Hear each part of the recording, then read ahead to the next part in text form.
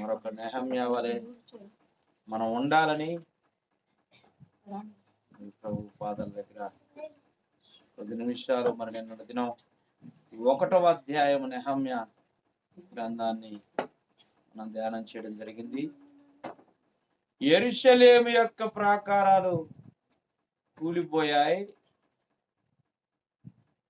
చెరపట్టబడిన వారిలో శేషించిన వారు ఆ దేశంలో బహుగా శ్రమను నిందను శేషించిన వారంటే మిగిలిన వారు అక్కడున్న కొంతమందిని చెరపట్ట అక్కడ ఉంచిన వారు నిందను అవమానం పొందుతున్నారు. ప్రాకారాలు అగ్ని చేత కాల్చబడ్డాయని చెప్పడం గానే నెహమ్యాట ఎంతగానో దుఃఖపడ్డాడు. అందుకని మనం కూడా ప్రియులారా ఈ నెహమ్యా గ్రంథాన్ని ఎందుకు ధ్యానిస్తున్నామంటే ఆ భారం మనలోకి అప్పుడేమో భౌతికమైన రాళ్లతో కట్టబడిన మందిరము. అందుకని పేతురు మీరు సజీవమైన రాళ్ల వలె మనము సజీవమైన రాళ్లతో కట్టబడుతున్న మందిరం అంటే దేవుని సంఘం ఇప్పుడు సజీవమైన రాళ్లతో అంటే వ్యక్తులతో మనుషులతో కట్టబడేది సంఘం. అందుకనే నెహమ్యా ఎలాగైతే ఆ యెరూషలేము మందిరం కూలిపోయినప్పుడు ఎంతగా బాధపడ్డాడంటే ఆయనలో భారం ఉంది. దేవుని మందిరం గురించి ఏముంది, మందిరాన్ని ఎంతగానో ప్రేమించాడు. అందుకని నన్ను ఎవరైతే ప్రేమిస్తారో వారిని నేను ఆస్తికి నన్ను అనే మాటకి దేవుణ్ణి ప్రేమించాలంటే సంఘాన్ని. ఎవరిని ప్రేమించాలంటండి? సంఘాన్ని నువ్వు ప్రేమించడం అంటే ఏంటిదంటే మరి సంఘములో ఎవరైనా ఆత్మీయ జీవితంలో కావచ్చు పిల్లరా లోకంలో పాపంలో పడిపోయినప్పుడట మనం చూసి మనం ఏం చేయాలంటే వారి కొరకు ప్రార్థన చేయాలి. నీ యొక్క నిజంగా అవకాశం ఆరోగ్యం ఉంటే ఉపవాసం ఉండాలట వారి అంటే భక్తుల జీవితాల్లో వారి భారం మనకు తెలుస్తుంది. చూడంగానే కనీసం వారి కొరకు 1 రోజు 2 రోజులు 3 రోజులు ఉపవాసం ఉండి నీ ఆరోగ్యాన్ని బట్టి నీ అవకాశాన్ని బట్టి మనం ప్రార్థన చేస్తే నిజంగా నీలో భారం ఉంది. ఏమండి, ఒక వ్యక్తి ఎన్ని మాటలు చెప్పినా గుర్తుపెట్టుకోండి, మాటలు చెప్తే ఎంత మాత్రం పని కాదు. ఒక వ్యక్తికి నిజంగా సంఘం పట్ల ప్రేమ ఉంది అనడానికి ఏకైక రుజువు ఆ వ్యక్తి తన కడుపు మార్చుకోనో లేదంటే ప్రభు సన్నిధిలో ప్రార్థన చేయడం మొదలు పెడితే, కొన్ని గంటలు దేవుడి దగ్గర మొదలు పెడితేనే సంఘాన్ని ఆ వ్యక్తి ప్రేమిస్తున్నట్టు రుజువుపరచుకోవాలి. అంతే, ఏదో ఆదివారం వచ్చిపోయే వారిగా ఉన్నారంటే వారు ఏంటిదంటే ఆచారంగా వస్తున్నారు కానీ దేవుణ్ణి అంతగా ప్రేమించరు. ఎందుకంటే దేవుణ్ణి ప్రేమించడం అనేది ఒక అత్యున్నతమైన అనుభవం. సంఘాన్ని ప్రేమించిన వాడు దేవుణ్ణి ప్రేమిస్తున్నాడంటే అది అబద్ధం. సంఘములో ఏదైనా జరుగుతుందంటే దాన్ని భుజాల మీద వేసుకున్న వాడే దేవుని నిజంగా ప్రేమించాడు. నీ కుటుంబం ఎంతో అని చాలాసార్లు సంఘం అంతా. అందుకని నేను ఎప్పుడు చెప్తా ఉంటా, దేవుడు మనకి 2 కళ్ళు 2 చేతులు 2 కాళ్ళు ఎందుకు ఇచ్చాడు అంటే, ఒక కన్ను నీ కుటుంబం కొరకు, ఒక కన్ను దేవుని సంఘం కొరకు. నీ కుటుంబంలో ఏదైతే ఎంత బాధగా వేదనగా నీకు అన్నం తినబుద్ధి కాదో ప్రియులరా, తినబుద్ధి అయిద్దా? అలాగ సంఘంలో ఏదైనా అయితే నువ్వు సుఖంగా తిని పడుకుంటున్నావు అంటే మనలో భారము లేదు అనేది దేవుని వాక్యం చాలా స్పష్టంగా తెలియజేస్తుంది. భారమున్న ప్రతి వ్యక్తిని మీరు చూడండి, వారు ఉపవాసం ఉన్నట్లు తెలుస్తుంది. బైబిల్లో మీరు చూడండి, చాలా మంది ఉపవాసాలు ఉన్నారు. మరి యేసు ప్రభు 40 రోజులు ఎందుకు ఉపవాసం ఉన్నట్టు చెప్పండి? చెదిరిపోయిన ఇశ్రాయేలు, పడిపోయిన ఇశ్రాయేలు, అప్పుడేమో భౌతికంగా పడిపోయిన మందిరాన్ని కట్టడానికి నెహమ్యా కొన్ని దినాలు ఉపవాసం ఉన్నట్లే యేసు ప్రభు 40 దినాలు ఎందుకు ఉపవాసం ఉన్నాడు తెలుసా? ఇశ్రాయేల్ అందరూ పడిపోయారు, చెదిరిపోయారు, లోకంలో ఉన్నారు. వారందరినీ మరలా కట్టాలంటే ఆయనలో ఉన్న బాధను, భారాన్ని ప్రభు పాదాల దగ్గర యేసయ్య కుమ్మరించాడు. గట్టిగా చప్పట్లు కొట్టి దేవునికి స్తోత్రాలు చేద్దాం. అందుకనే నెహమ్యా నిజంగా రాబోతున్న యేసయ్యకి ముంగుర్తు. అందుకనే సంపూర్ణత ఎవరిలో ఉన్నదంటే యేసయ్య. అందుకని భారమున్న ప్రతి ఒక్కరు బైబిల్లో చాలా మంది ఉపవాసాలు చేశారండి. అందుకని నిజంగా నీకు సంఘం పట్ల కానీ నీ ఆత్మీయ జీవితంలో చల్లారిపోతుందని ఒక బాధ నీకుంటే, నీ ఆత్మీయ జీవితం చల్లారిపోతుందని ఉంటే గుర్తుపెట్టుకోండి, మొదట కట్టేది మనల్ని గుర్తుపెట్టుకోండి, ప్రభు పాదాల దగ్గర ఉపవాసం ఉండి ప్రార్థన చేయాలి. ఒకవేళ నీకు ఆరోగ్యం సహకరించకపోతే మనం ఏం చేయలేం, కానీ కనీసం ప్రార్థన చేసినా కూడా దేవుడు వింటాడు. ఉపవాసం ఎందుకు ఉండాలంటే ప్రార్థన చేయడానికి. ఉపవాసం అంటే 9 నుంచి సపోజ్ అనుకోండి 6 వరకు ఇస్రాయల్ ఉంటారు అండి. అంటే దాదాపు ఎన్ని గంటలు? ఒక 7-8 గంటలు ప్రభు దగ్గర కనీసం నువ్వు ఉపవాసం ఉండకపోయినా ప్రార్థన చేయగలిగావు అంటే ఆ విషయమై నీ ఆత్మీయ జీవిత విషయమై నీకు భారం ఉందని అర్థమైంది. దాన్ని బట్టే దేవుడు కార్యం చేస్తాడు. కానీ మనం ఏదో ఆదివారం వచ్చేసి అందరి లెక్కనే ప్రార్థన చేసుకుంటే పడిపోయిన నీ ఆత్మీయ జీవితం కావచ్చు, నీ సంఘం కావచ్చు, నువ్వు చేసే ప్రార్థన వల్ల కార్యాలు ఏమి చూడలేవు. ఇది వాస్తవం. ఎందుకంటే భక్తులు ఏం చేశారో బైబుల్లో అన్నిటికీ భక్తులను మాదిరించాడు. అందుకని శ్రమలు రాగానే ఎవరిని జ్ఞాపకం చేసుకోవాలన్నాడు? యోబుని జ్ఞాపకం చేసుకో. ఆసక్తి కలిగి మనం ఎవరి ప్రార్థన జ్ఞాపకం చేసుకోవాలా? ఏలియాని జ్ఞాపకం చేసుకోవాలా? ఆయన జాగారాలతో ఉపవాసాలతో ఉన్నాడని ఎవరిని జ్ఞాపకం చేసుకోవాలా? పౌలుని జ్ఞాపకం చేసి. ఎందుకున్నారు వీళ్ళు? మాదిరించారు. వారినే ఫాలో కావాలి కానీ ఎవరెవరినో ఫాలో అయితే పని ఎంత మాత్రం. అందుకని నెహమ్యా వినంగానే ఏడవడం ఒక ఎత్తి అయితే ఆ బాధ ఉపవాసం ఉన్నాడు. అన్నం తినబుద్ధి కావట్లేదు. తినబుద్ధి కాక ఏం చేశాడు ఆయన? కొన్ని రోజులు ప్రభు సన్నిధిలో ఉపవాసం ఉండి దేవుని సన్నిధిలో ఆయన గణపరుస్తూ, అయ్యా ఏం పాపం జరిగిందో, ఏం దోషం జరిగిందో, అయ్యా దేవుని మహిమ దిగి వచ్చిన మందిరం కూలిపోయింది, నాశనం అయిపోయింది, ప్రాకారాలు కూలిపోయాయి, గుమ్మాలు కాలిపోయాయి. తండ్రి ఒక్కసారి మరలా మీరు జాలి చేసుకోండి, నా పితరులు మా పిల్లల పాపాలుంటే క్షమించి నాయన జాలి చేసుకుని మరలా మీరు మందిరాన్ని నిలబెట్టండి అని ప్రార్థన చేయడం మొదలు పెట్టాడు. వాగ్దానాన్ని ఎత్తిపెట్టి ప్రార్థన, అయ్యా నువ్వు వాగ్దానం ఇచ్చావుగా, మరలా నీ తట్టు మీద తిరిగితే దేవుడు ఎక్కడ సొలొమోనుతో మాట్లాడిన మాట, మళ్ళా వారిని ఆ తట్టు తిరిగితే మళ్ళా వారిని ఇక్కడికి నేను చేరుస్తానని సొలొమోనుతో వాగ్దానం చేసిన. సొలొమోను దేవుని మందిరం కట్టినప్పుడు విజ్ఞాపన చేశాడు. అప్పుడు దేవుడు కూడా ఖచ్చితంగా అన్ని చేస్తాను కానీ వారు సరిగ్గా జీవించలేకపోతే ఈ మందిరాన్ని స్థలంలో నేను మనం కూడా జీవించకపోతే మన ఆత్మీయ జీవితం కూడా ఒక్కొక్కసారి ఏమైందంటే పిల్లరా చెరలోకి వెళ్ళిపోద్ది. న్యాయాధిపతుల గ్రంథం మేము చదువుతా ఉంటే చాలా విషయాలు మీకు తెలుస్తాయి. వారు సరిగ్గా జీవించినప్పుడల్లా దేవుడు ఏం చేశాడు చెప్పండి? ఫిలిస్తీన్లకు శత్రువులకి అప్పచెప్పడం జరిగింది. అప్పచెప్పడం అంటే ఆటోమేటిక్గా వాళ్ళు వచ్చేస్తారు.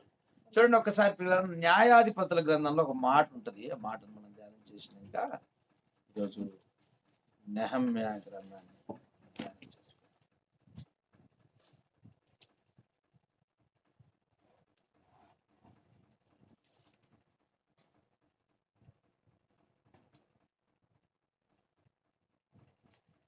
న్యాయాధిపతుల గ్రంథంలో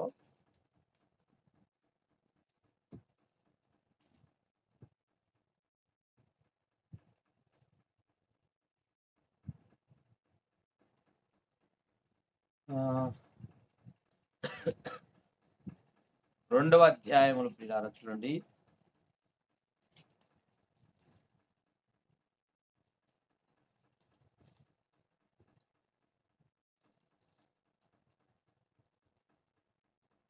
పదవ వచనం నుంచి చదువుదాం. ఆ తరము వారందరూ వారి తరువాత యెహోవానైనను ఆయన ఇశ్రాయేలు కొరకు చేసిన కార్యములనైనను ఎరగని తరము పుట్టగా ఇశ్రాయేలీయులు యెహోవా కన్నుల ఎదుట కీడు చేసి ఐగుప్తు దేశంలో నుండి వారిని రప్పించిన తమ పితరుల దేవుడైన యెహోవాను విసర్జించి బయలుదేవతలను పూజించి తమ చుట్టూ నుండి జనుల దేవతలు ఇతర దేవతలను అనుసరించి వాటికి నమస్కరించి యెహోవాకు కోపాన్ని పుట్టించిరి. బయలును అస్తారోతును పూజించిరి. కాబట్టి యెహోవా కోపాగ్ని ఇశ్రాయేలు మీద ఉండెను, మండెను. ఆయన దోచుకుని వారి చేతికి వారిని అప్పగించెను. వారు ఇశ్రాయేలును దోచుకొనిరి. ఆయన శత్రువుల చేతికి వారిని అప్పగించిన గనక చూసారండి. ఎప్పుడైతే దేవుడికి కోపం వస్తుంది, ఇప్పుడైనా ఎలాగుంటుంది? ఇంకొద్దిగా ముందుకెళ్తే న్యాయాధిపత గ్రంథంలోనే యెహోవా యొద్ద నుండి ఒక దురాత్మ వారి మీదకి వచ్చింది. దురాత్మ ఎందుకు వచ్చింది? యెహోవా యొద్ద నుండి మీకు తెలియజేసా ఒకసారి. దేవుడి యొద్ద నుండి దయ్యం ఇశ్రాయేలు మీదకి ఎందుకు వచ్చింది? సౌలు దగ్గరికి ఎక్కడి నుంచి వచ్చింది? యెహోవా యొద్ద నుండి. దేవుడి వద్దకు దయ్యం వెళ్తుందట. వెళ్ళి నీ బిడ్డలు నువ్వు చెప్పినట్టు ఆజ్ఞలు గైకొనలేదే, నీకు కోపాన్ని పుట్టించారు. అది విగ్రహారాధన కావచ్చు, ఈ లోక స్నేహము దేవుడికి వైరం. ఈ లోకంలో ఉన్న ఆ స్నేహాన్ని నువ్వు చేసిన శరీరాశ, నేత్రాశ, జీవపు డంబం అనేవి, ఇలాంటి ఏదొచ్చినా శరీరానుసారమైన మనసు దేవుడికి. చూడండి, రోమా పత్రిక ఒక మాట ఉంటుంది ప్రియులారా. రోమిలకు రాసిన పత్రిక 8వ అధ్యాయంలో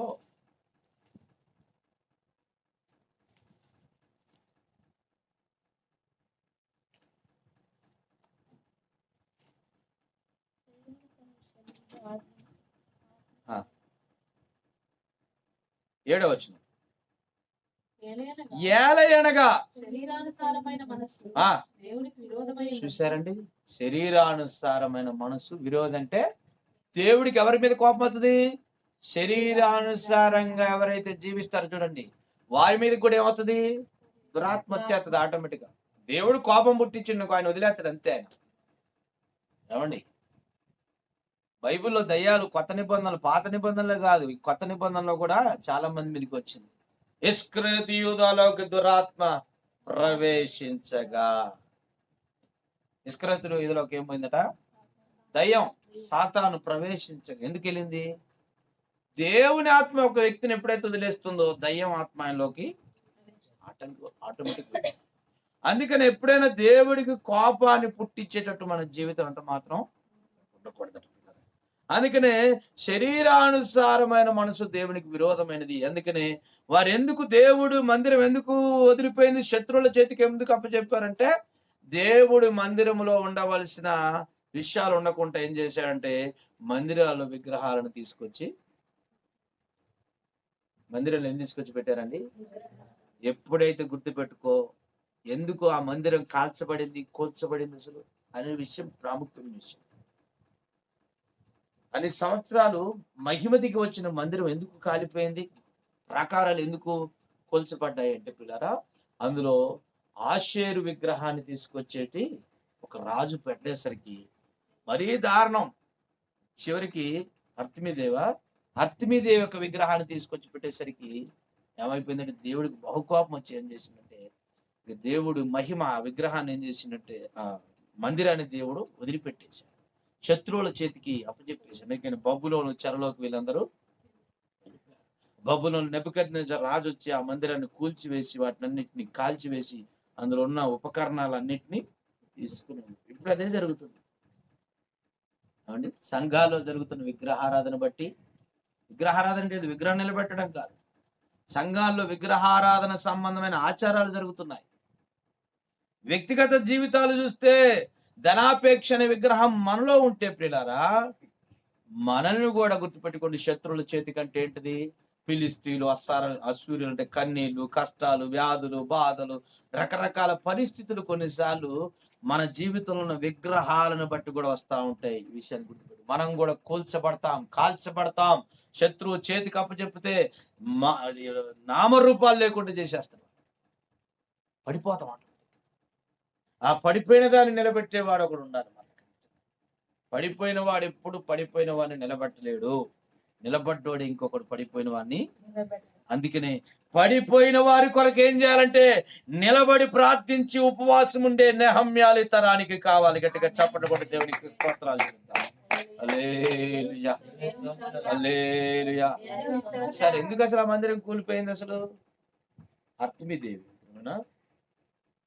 ఆ విగ్రహాన్ని నిలబెట్టడం వల్ల మనిషే, ఆ రాజు పేరు ఏం పేరండి? మనిషే చేసిన పనిని బట్టి ఈరోజు మనం కూడా కొన్ని ధనాపేక్షణ విగ్రహం కావచ్చు, ఆ దేవుడి మాటలు చెప్పుతున్నా కూడా మూర్ఖంగా ప్రవర్తిస్తే కూడా ఏమంటున్నాడు? మాయా విగ్రహాలను పూజించినట్లే అంటున్నాడు. అందుకనే దేవుడు సౌలుతో ఏమని చెప్పాడు? అమాలేకులు మొత్తాన్ని, పశువులన్నిటిని నాశనం చేయవంటే కొన్ని ఉంచుకున్నాడు. అది ఆత్మీయంగా చూస్తుంటే కొన్ని విషయాలు ఇంకా మనలోకి తీసివేయకుండా కొన్ని ఉంచుకుంటున్నాం. కాబట్టి మనలో కొన్ని శత్రు సమూహం మనల్ని అటాక్ చేస్తున్నాయి. శత్రువుడు మనల్ని చెరలోకి తీసుకువెళ్తున్నాడు, బాగా ఇబ్బంది పెడుతున్నాడు, బాగా కాడి శత్రు చేతిలోకి పోతే ఏమైందంటే ఇనప కొలిమి లాంటిది. ఐగుప్తుని శత్రువుల చేతిలో 400 సంవత్సరాలు మొయలేని భారాన్ని మోశారు.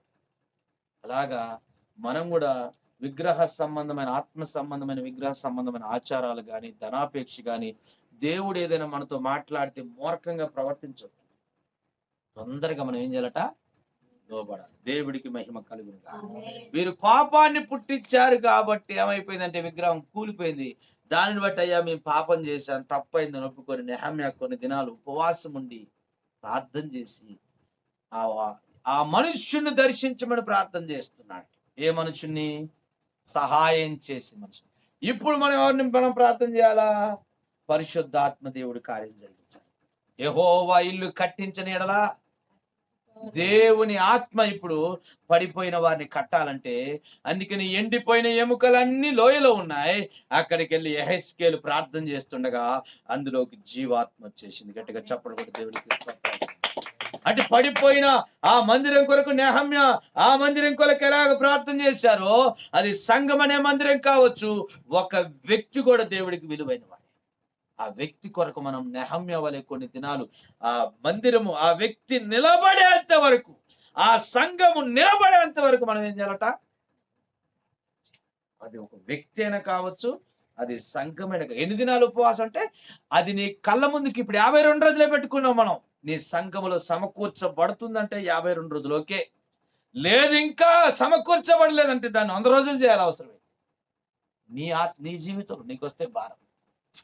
52 రోజులు ఉన్నామండి, కార్యం జరగలేదు, అంతటితో ఆపొద్దు. నెహమ్యాకు సహాయం దొరికింది కాబట్టి ఆయన ఉపవాసాన్ని ఆప్ చేసాడు. ఒకవేళ జరగకపోతే చెప్పాలి, చేసేవాడు ఖచ్చితంగా. దానియేలుకు 21 రోజు ఎందుకు ప్రార్థన చేశాడు? మొదటి రోజే వచ్చేసేది. అక్కడి నుంచి దూత, నేను మొదటి రోజే వచ్చేసాను, కానీ ఆయన పారసీకుల రాజు నన్ను అడ్డుకున్నాడు అని అంటాం.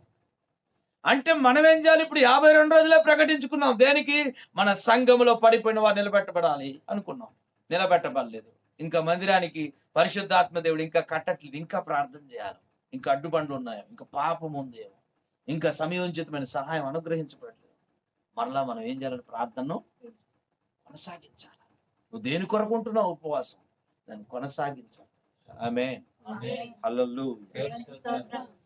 ఆ మనుష్యుని అంటే రాజు, అక్కడ ఎవరు సహాయం చేయాలి? ఇప్పుడు ఈయనకి రాజు. ఇప్పుడు ఎవరు మన రాజు? మన దేవుడు యేసయ్య మనకి సహాయం చేయాలి. ఆయన బతిమాలుకున్నాడు అని ప్రార్థించి తిని, నేను రాజునకు గిన్నె అందించి వాడిని 1వ అధ్యాయం ముగించబడింది. ఇప్పుడు 2వ అధ్యాయాన్ని మనం ధ్యానించాలి. నెహెమ్యా గ్రంథం 2వ అధ్యాయం. అటు తర్వాత హర్తహషస్త రాజు ఏలుబడి కాలమున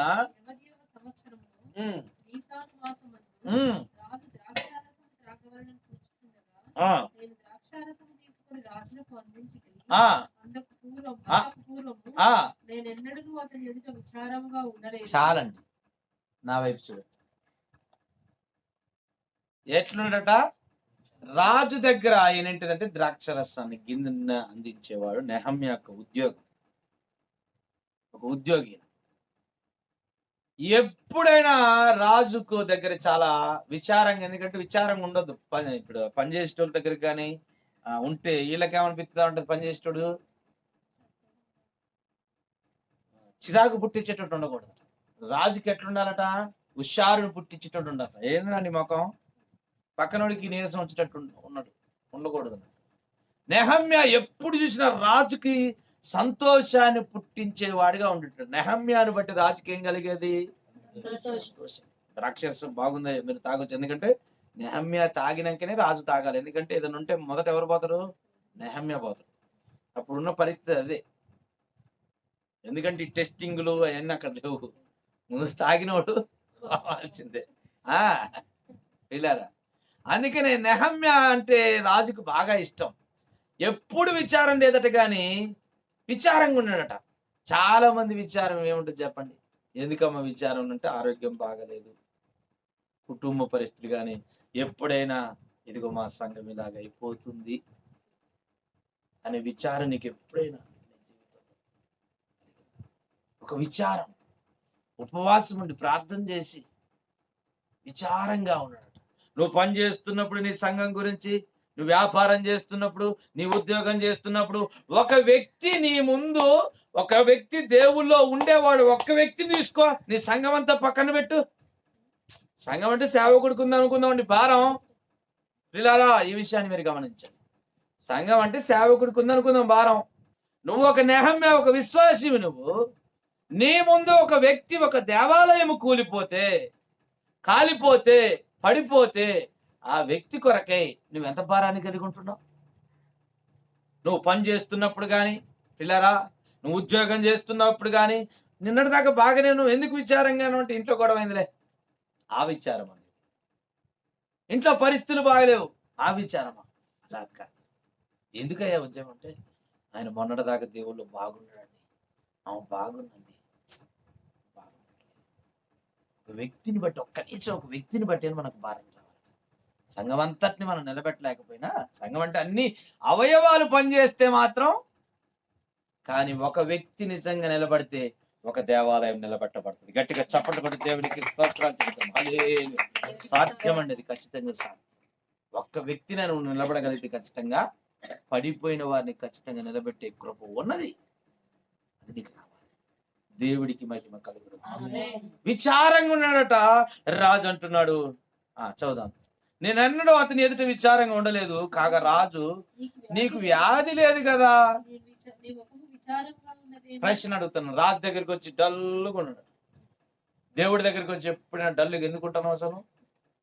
మన రాజు మన యేసయ్య దగ్గరికి వచ్చి మోకరించి ఎప్పుడు సంతోషంగా, యేసయ్య దగ్గర రాగానే నీకు దుఃఖం వచ్చేస్తుంటే ఏంటిదంటే, చాలా మంది దుఃఖం ఈ లోక సంబంధమైన నెహమ్యా దుఃఖం. నీకు వ్యాధి వస్తే చాలా మందికి ఏమవుతుంది చెప్పండి? చచ్చిపోతానంటే ఏడిపోతుంది. ఏమంటది ఇక్కడ? ఏమంటున్నాడు? నీకు వ్యాధి లేదు కదా, నీ ముఖం విచారం. వ్యాధి ఉంటే మనిషికి మాత్రం బాధ ఉంటుంది. నీకు ఏ వ్యాధి లేదు కదా, నీ హృదయం దుఃఖం చేత, హృదయ దుఃఖము చేతనది కలిగినదని నాతో. అదేంటిదంటే, నీ హృదయంలో నీకు వ్యాధి ఏం లేదు, నాకు తెలుసు, నువ్వు మంచిగా నువ్వు మనిషి, కానీ నీ హృదయంలో ఒక బాధ ఉందయ్యా. రాజు కనిపెట్టేసి, అందుకనే నీ హృదయంలో ఏ బాధ ఉందో దేవుడు చూస్తున్నాడు. మనుషులు చూడకపోవచ్చు. నీ హృదయంలో నీ బాధను నీ రాజు, నీ ప్రభువు యేసయ్య చూస్తున్నాడు. దేవుడికి మహిమ కలుగునుగా. నీ హృదయ దుఃఖం చేతనది కలిగినది నాతో అనగా, నేను మిగులు భయపడి రాజు చిరంజీవగును గాక అంటున్న. భయం వచ్చేసింది. అమ్మ, నా హృదయం లేదు, బాగుంది, రాజు తెలిసిపోయింది. భయం అవుతుంది ఆయనకి. ఎందుకు? వీరెవరండి? విగ్రహారాధికులు. దేవుని మందిరం మీద, ఇశ్రాయేలు మీద వీళ్ళకి ఇంట్రెస్ట్ ఉండదు. ఇది కాల్చబడిన మందిరం. వింటున్నారా? అమ్మో, రాజుకు తెలిసిపోయింది నా హృదయం, ఇది చెప్తే ఏమైపోద్ది అని ఈయనకి ఏమైతుంది? భయం అవుతుంది. తర్వాత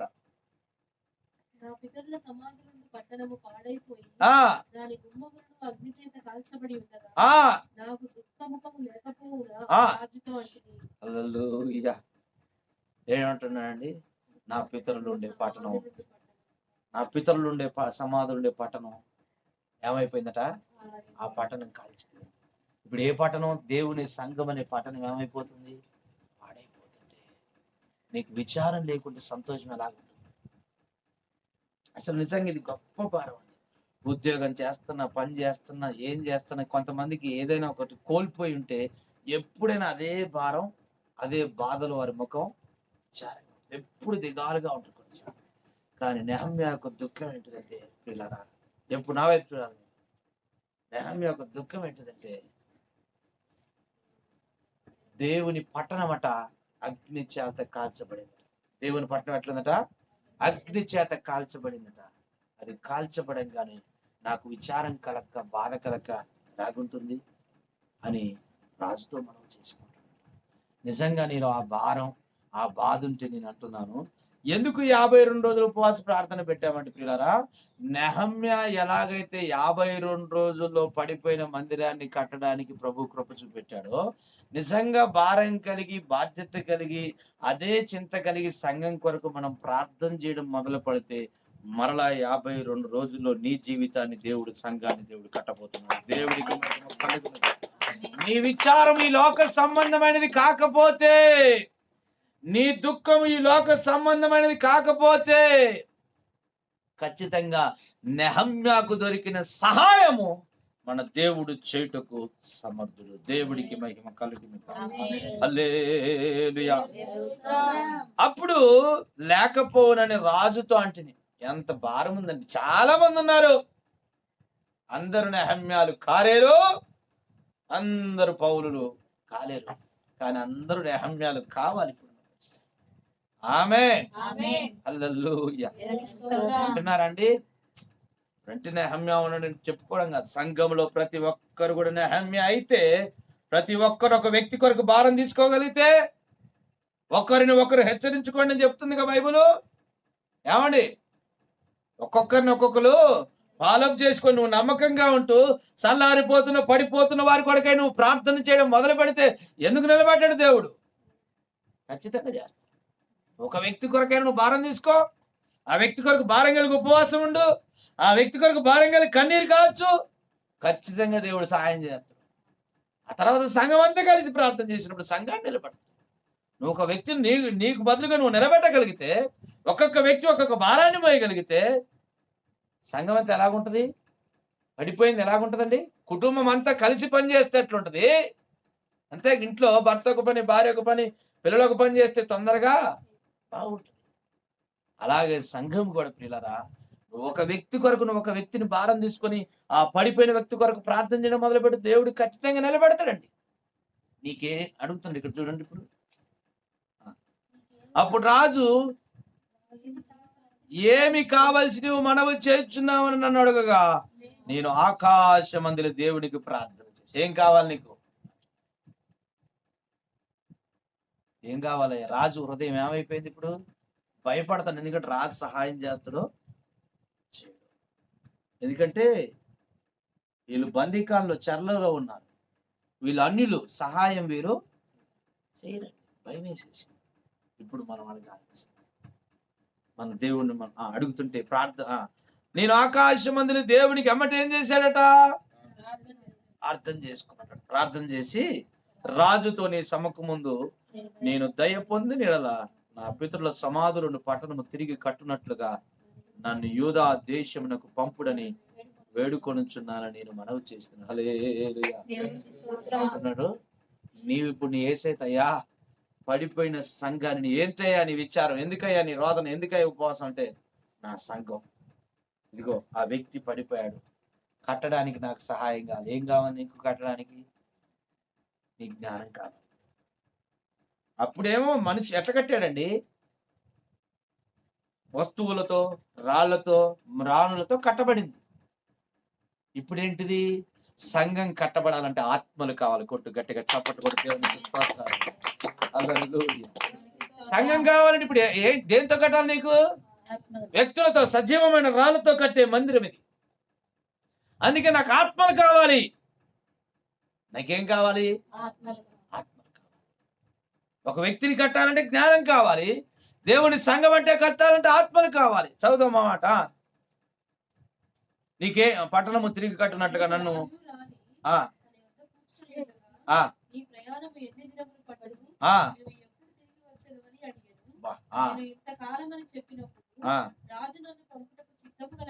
చూసారా? రాజు రాణి ఎవరి దగ్గరికి వచ్చారట? నెహమ్యా దగ్గర కూర్చుంటాడు. ఒక మామూలు ఎవరండి? మామూలు ఉద్యోగస్తుడు. నేను వచ్చేసి అంటున్నట్టు, ఏం కావాలి నీకు? ఎన్ని రోజులు పట్టుద్ది నీ ప్రయాణం అని శ్రద్ధ మొత్తం ఎవరి మీద పెట్టారట? ఇప్పుడు మొత్తం నెహమ్యా మీద. ఒక చెరలో ఉన్న ఒక వ్యక్తి రాజు హృదయాన్ని మార్చేసి, దేవుడికి మహిమ కలుగును గాక. రాణి హృదయం కూడా, రాజు హృదయం మారచ్చు కానీ రాణి హృదయం ఎట్లా మారుద్దండి? నీవు నిజంగా దేవుడి హృదయాన్ని మార్చగలిగితే దేవుడు నీ కొరకు ఎవరి హృదయాన్నైనా మార్చగలుగుతాడు. దేవుడికి మహిమ కలుగును గాక. నువ్వు దేవుడి హృదయాన్ని సంపాదించుకుంటే చాలండి. మనుషుల హృదయాలు సంపాదించుకోవడానికి, మనుషుల మెప్పు పొందుకోవడానికి ఎంత ప్రయాసపడినా గుర్తుపెట్టుకోండి, దేవుడి దగ్గర దేవుడి హృదయాన్ని మార్చి దేవుడి మనస్సును పట్టుకోగలిగితే నీ కొరకు దేవుడు ఎవరి మనస్సునైనా, ఎవరి హృదయాన్నైనా, వాళ్ళ అధికారులు కావచ్చు, వారి రాజులు కావచ్చు, శత్రువులనైనా దేవుడు ఏం చేస్తాడట? మిత్రునిగా చేస్తాడు. బైబిల్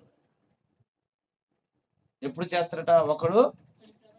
ఒకడి ప్రవర్తన యెహోవాకు నచ్చినట్లా ప్రీతికరంగా ఉంటేనట శత్రువుని కూడా ఏం చేస్తాడట?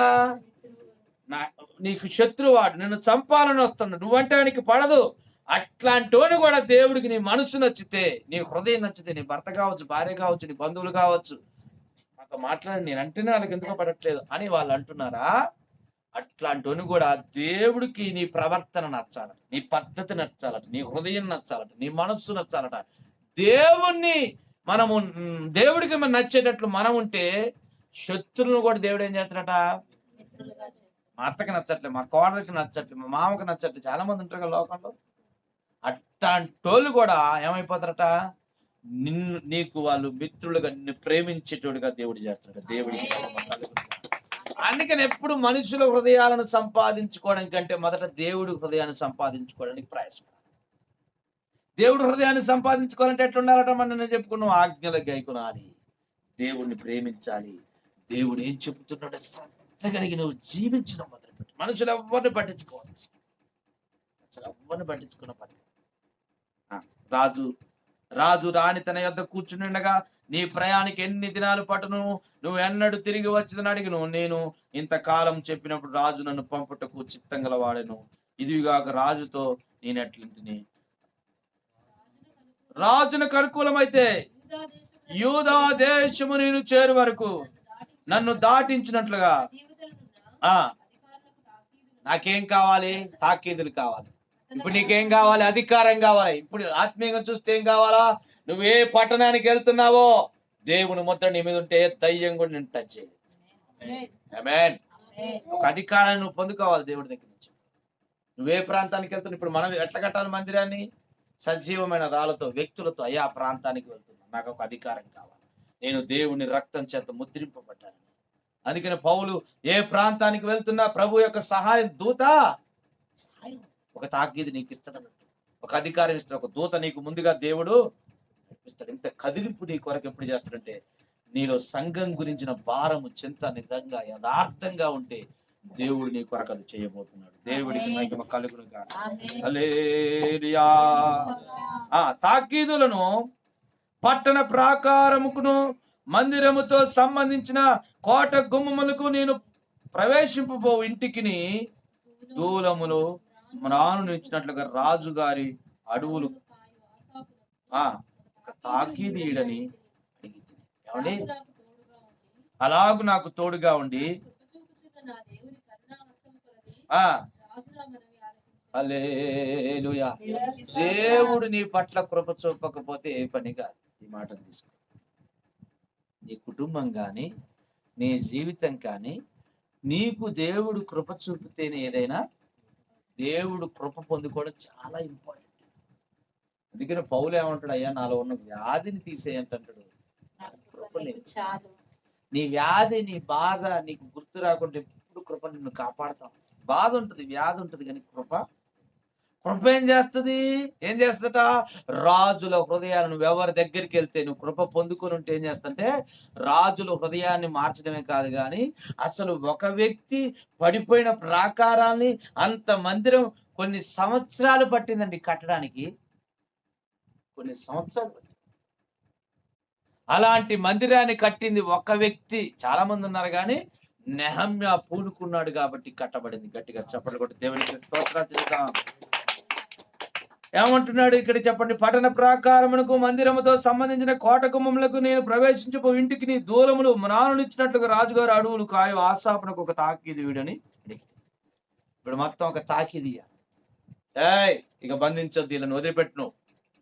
సైతాన్ గాడు ఏం చేసిండు? ఇప్పుడు ఒక్కొక్కరి మీద బంధించున్నాడు. వాళ్ళని మనం ఏం చేయాలి? ఇప్పుడు నీకు ఒక తాకీదు ఉండాలి, నువ్వు పొందుకోవాలి. ఈ వ్యక్తి గురించి, ఇది ఎవరికి గాడిది? ఇది యేసయ్యకి కావాలి. ఎందుకంత తొందరగా వదిలిపెట్టేసి చెప్పన్నాడు? తాకీదు ఉన్నది, యేసయ్య పేరు చెప్పిండు, యేసయ్య పంపించిండు, యేసయ్యకి ఇది కావాలి అని చెప్పంగానే సింపుల్ గా అయిపోయింది. మనం ఎందుకు మన ప్రయాస సింపుల్ కావట్లేదు? ఇంకా తాకీదు పొందుకోలేదు కొందరు వ్యక్తుల గురించి. మనం అంత కృప పొందుకోలేదాం ఆ వ్యక్తి గురించి. వింటున్నారండి? ఈ మాటను మనం ఆత్మీయంగా ధ్యానించాలి. ఎందుకంటే ఇప్పుడు కట్టే మందిరం అంతా ఇప్పుడు అందుకని పేతురు రాసిన మందిరికలో మనం ఆత్మ సంబంధమైన మందిరాలుగా కట్టబడుతున్నాం. మరి భౌతికమైన మందిరానికి రాణులు రాళ్ళు కావాలి. ఆత్మ సంబంధమైన మందిరానికి ఏం కావాలి? ఏం రాణులు కావాలి? వ్యక్తులే, మనుషులే. వీళ్ళే రాళ్ళు, వీరే మానులు. వీటితో కట్టాలి. ఈ రాణులు ఈ రాళ్ళని ఇప్పుడు ఎక్కడున్నాయి? దురాత్మ చెరలో ఉండిపోయాయి, బంధకాల్లో ఉన్నాయి. అక్కడికి వెళ్ళి ఒక ముద్ర నువ్వు చూపెట్టాలా, అక్కడికి వెళ్ళి తాకిచ్చి చూపెట్టాలి. ఇగో ఈ వ్యక్తిని యేసయ్య విడిపించమన్నాడు అంటే నీకేం రావాలి? ఇప్పుడు నువ్వు ఆ వ్యక్తి కొరకు నువ్వేం చేయాలి? ఇప్పుడు కట్టబోయే మందిరం కొరకు ఇప్పుడు మనం ఏం చేయాలా? హల్లెలూయా.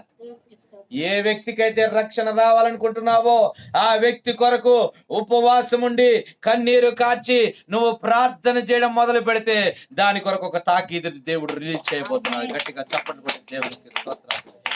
వింటున్నారా? మీ మాటను చాలా సీరియస్ గా తీసుకోండి. దేవుడు మాట్లాడు. ఒక మందిరాన్ని కట్టడానికి రాజు హృదయాన్ని మొత్తాన్ని మార్చేసినాక ఒక తాకీదుని ఏం చేశాడు? కట్టబోయే మందిరానికి కావాల్సిన అవసరాలన్నీ ఇప్పుడు ఆ మందిరం కూలిపోయింది. ఒక వ్యక్తి రోగాలతో ఉన్నాడు, వ్యాధులతో ఉన్నాడు, వ్యసనాలతో ఉన్నాడు. ఇప్పుడు ఆయనకి కట్టాలి నువ్వు పోయి. ఒక వ్యక్తి వ్యాధులతో, వ్యసనాలతో, త్రాగుడనే బంధకాలు ఉన్నాడు. ఆ వ్యక్తి నువ్వేం చేయాలి? ఇప్పుడు తాకీదు లేకుండా పోతే పని కాదు. గుర్తుపెట్టుకో. దేవుడి దగ్గర నుంచి అధికారాన్ని పొందుకోకుండా, కృప పొందుకోకుండా పోతే పని కాదు. మనం అందుకే ఎంత సువార్త చెప్పిన ఎందుకు పని కావట్లేదంటే గుర్తుపెట్టుకోండి, దేవుని కృప పొందుకునే కన్నీళ్లతో విత్తాల. ఆ వ్యక్తి కొరకు, ఆ ప్రాంతం కొరకు, ఆ పట్టణం కొరకు అవసరమైతే కొన్ని దినాలు ఉపవాసం ఉండి నువ్వు ప్రభు దగ్గర కృప పొందుకొని ప్రార్థన చేయగలిగితే ఆ వ్యక్తికి కావలసిన సహకారాన్ని, నీకు ఆ వ్యక్తిని దేవుళ్ళు కట్టడానికి కావలసినంత సహాయాన్ని దేవుడు ఏం చేస్తాడంటే అది సంఘం కావచ్చు, ఒక వ్యక్తిని కావచ్చు, దేవుడు ఖచ్చితంగా కట్టిస్తాడు. ఆమేన్. దేవుడి ఆజ్ఞలు గైకొనాలి, దేవుణ్ణి ప్రేమించాలి. దానితో పాటు ఆ వ్యక్తి గురించి, ఆ సంఘం గురించి, ఆ ప్రాంతం గురించి నీకు భారం ఉండి దాని కొరకు కొన్ని దినాలు ఉపవాసం ఉండి మనం ప్రార్థన చేయాలి. బైబిల్లో భక్తులు చేశారు. ఆరోగ్యం సహకరిస్తే ఖచ్చితంగా ఒక పూటైనా కనీసం మనం చేస్తే ఎంతైనా మన మేలు.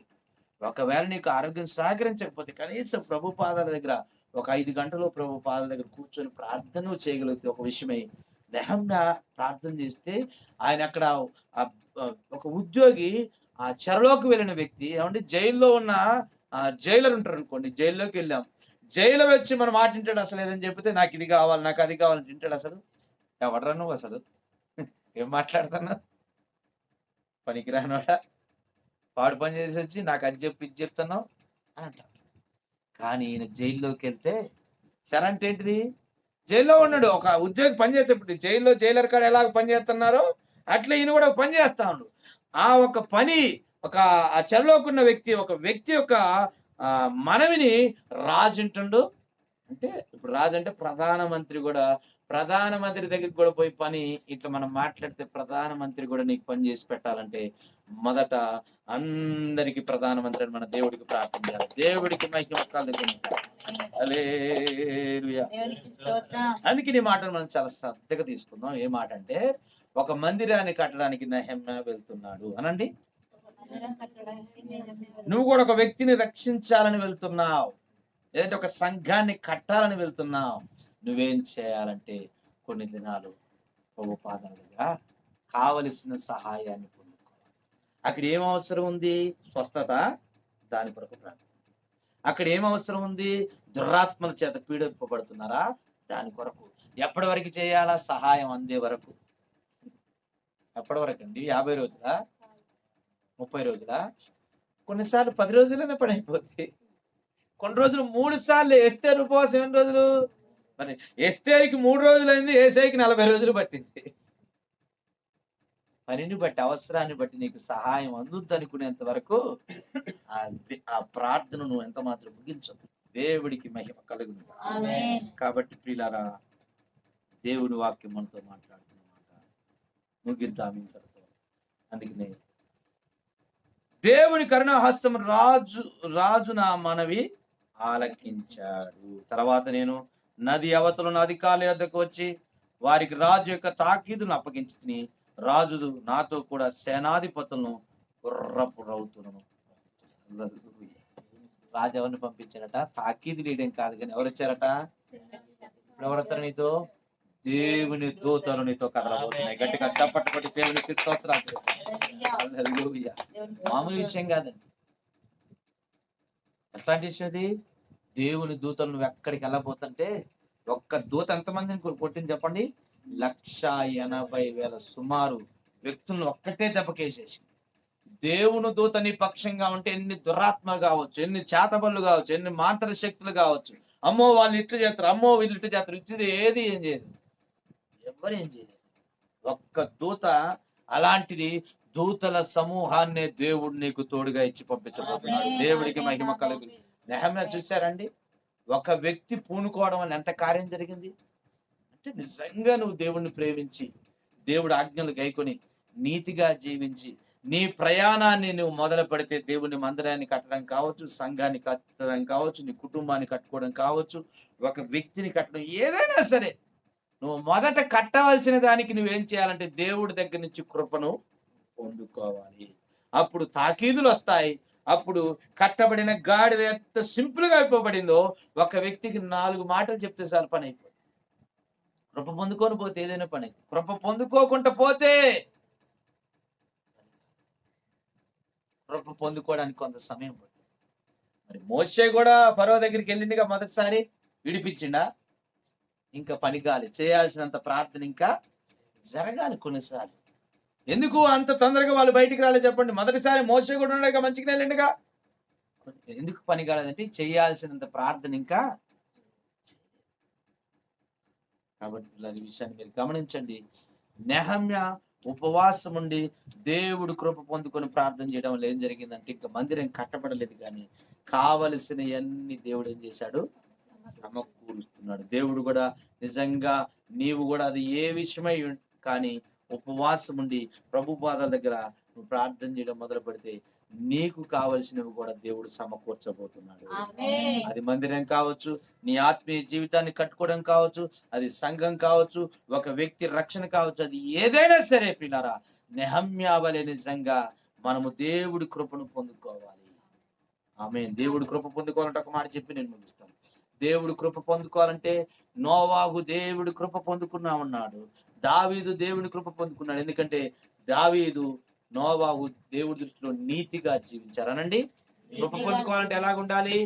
నీతిగా ఉండాలి, యథార్థంగా ఉండాలి, లోకంతో పొత్తు మనకి ఉండకూడదు. ఎవరైతే ఇలా ఉండగలుగుతారో వారు దేవుడు కృపను పొందుకుంటారు. కృప పొందుకుంటే అన్ని అయిపోయినట్టండి. అంటే కృప పొందుకోవాలంటే ఎలాగ ఉండాలట? నీతిగా ఉండాలనండి, యథార్థంగా ఉండాలనండి, దేవుడికి అనుకూలంగా ఉండాలి. రాజుల గ్రంథం 3వ అధ్యాయం 6వ వచనంలో ఈ మాట మనకు కనపడతాయి. దావీదు దేవుడి దృష్టికి యథార్థమైన మనస్సుని కలిగి, నీతిగా సత్యాన్ని కలిగి, ఆయన దేవుడికి అనుకూలంగా ఉన్నాడు కాబట్టి దేవుని కృప పొందుకున్నవాడుగా ఉన్నాడు. కృప పొందుకున్నాడు కాబట్టి సొలొమోనుకి సింహాసనం వచ్చింది. నెహమ్యా దేవుడు కృప పొందుకున్నాడు కాబట్టి అన్యుల రాజుల హృదయాలు మారిపోయాయి. అన్యులు కూడా సహాయం చేస్తారు. ఆమేన్. నీకు అసలు వాళ్ళు సహాయం చేయరు అనుకున్న వాళ్ళు కూడా సహాయం చేస్తారు. కృపలో అంత విశేషం దాగు. అందుకనే మనం దేవుడి కృపను పొందుకొనుదుముగాక. కళ్ళు మూసుకుందాం, ప్రార్థన చేస్తాం.